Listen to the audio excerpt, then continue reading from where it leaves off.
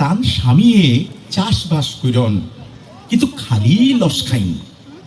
উত্তরে আচার্যদেব তান রে কইলা, চাষবাস জিনিসটা আসলে হইল গিয়া সময় জ্ঞান।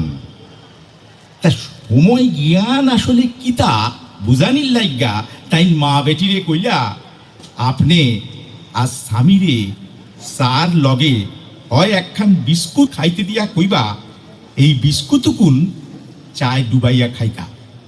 আর খাওয়ার সময় যদি বিস্কুট চা ডুবানি সময় গ্লাস বা কাপড় ভিতরি পড়ি যায়, তাইলে বুঝবা তান কোনো সময় জ্ঞান নাই।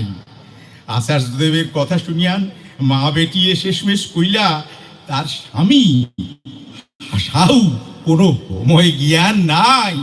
তাই ঠাকুর বলেছিলেন, আমাদের